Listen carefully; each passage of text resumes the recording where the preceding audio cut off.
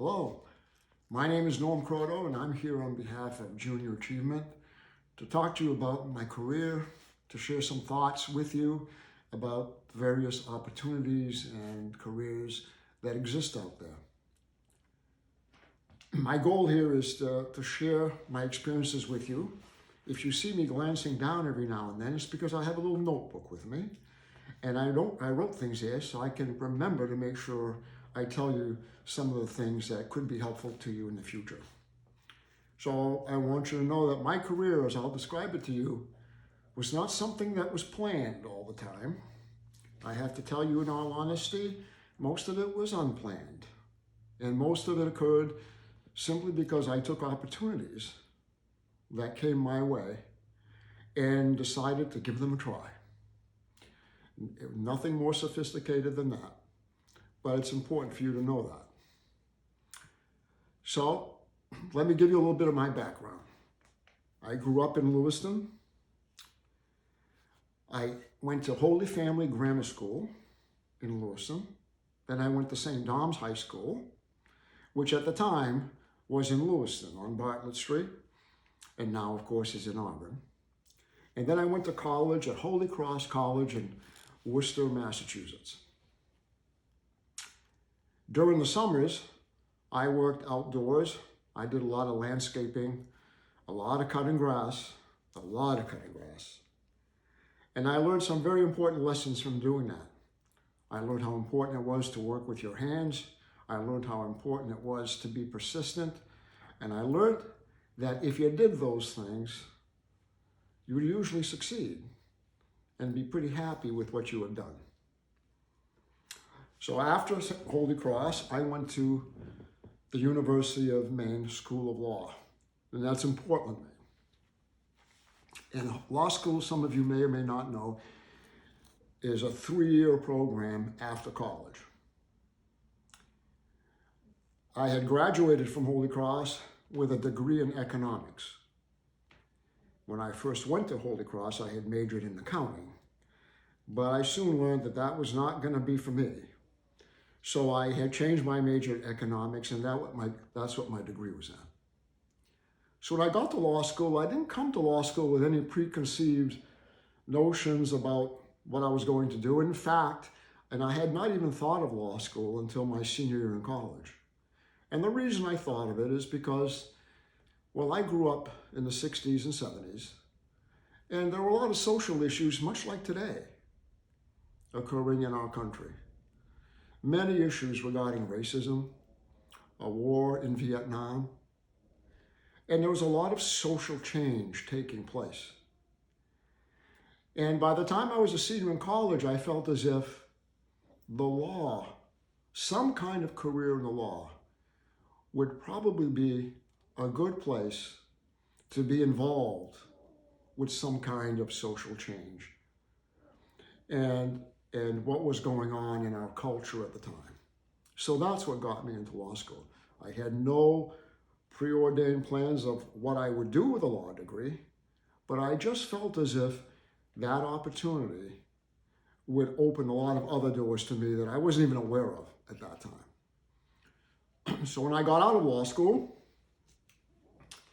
I still wasn't quite sure what I wanted to do with that law degree. Now, I have to tell you that I had made up my mind in my last year of law school, however, what I was not going to do. And I'm going to tell you what I had said then, because it becomes important in just a few minutes. So when I came out of law school, although I didn't really know exactly what I was going to do, I had made up my mind once and for all that there were things I was never going to do. So for example, I was never, ever going to do anything involving legislation. I had taken a legislation course in law school, and although I really thought that the teacher was superb and was just an excellent, excellent teacher, I just was not a big fan of the subject matter. So I decided I'm never going to do anything with legislation, with lobbying, or any of those things that involve that. So the next thing I decided that I would never do was criminal law. I had done a very, very brief internship in the Cumberland County District Attorney's Office. And in those days, it was an internship that was just beginning and was not really well organized. It's changed a great deal since then and has in fact trained a lot of very, very good lawyers. But in those days, it was something where you essentially showed up in the district court and just did some work there without really much guidance or anything else. The long and the short of it is I did not think that criminal law would be the place for me. The third thing I decided I would never do would be to work for a law firm that had more than maybe 2 or 3 lawyers. I thought that larger law firms would be too stuffy or just wouldn't be a place where I would fit in. And the last thing I decided I would never do would be to run for political office. Because in those days, when I went to law school, a lot of people would ask you, the first thing they'd ask you is say, oh, if you're going to law school, does that mean you want to run for something in politics, for an elected office of some kind? Because people presumed that's sort of what you wanted to do. So I made up my mind that those are things I would not do. Well, so guess what my first job was? My first job was a lobbyist. What do they do? A lobbyist is someone that works for an organization or a company or somebody like that and monitors legislation that comes from the legislators in our state in order to keep track of new laws that are being passed that might have an effect on that company or on that organization. And in fact, often talks to legislators about those new laws and tries to influence legislators to vote a certain way on some of these laws. So that was my first job. My second job,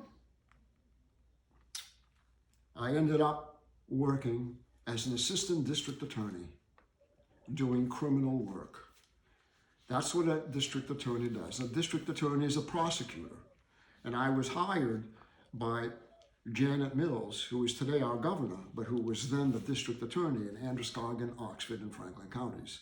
So she hired me as an assistant district attorney to prosecute cases in those 3 counties. What does that mean? It means that I went to court. You know when you watch television and you see some court drama where someone's being charged with a crime and you have 2 lawyers talking to the judge.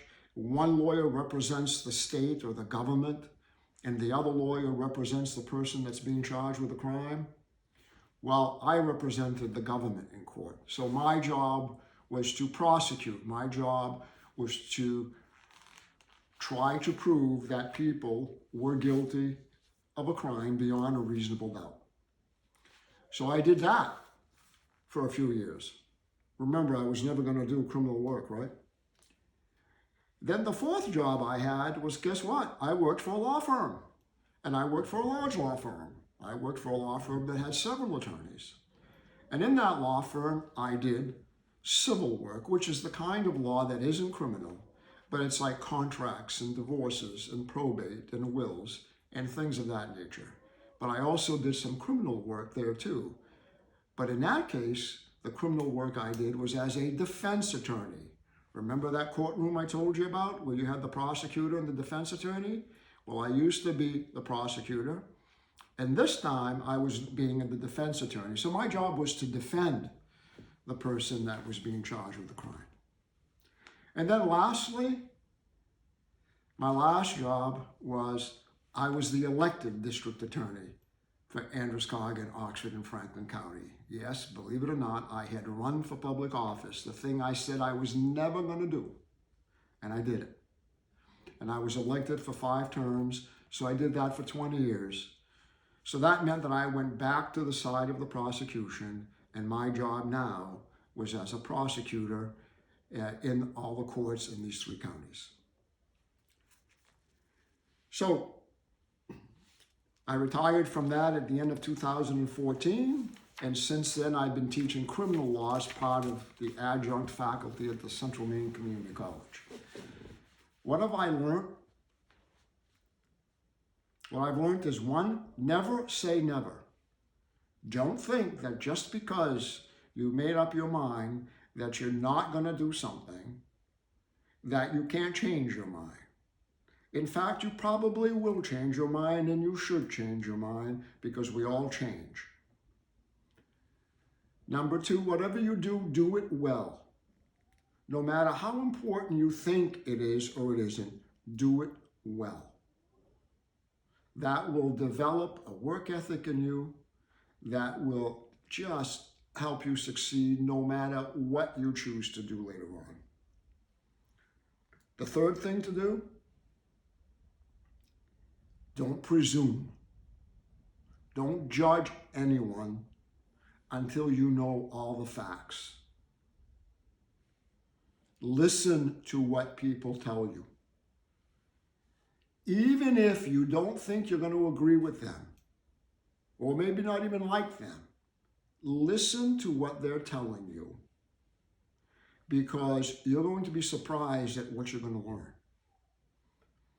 And lastly, always remember to ask the right questions.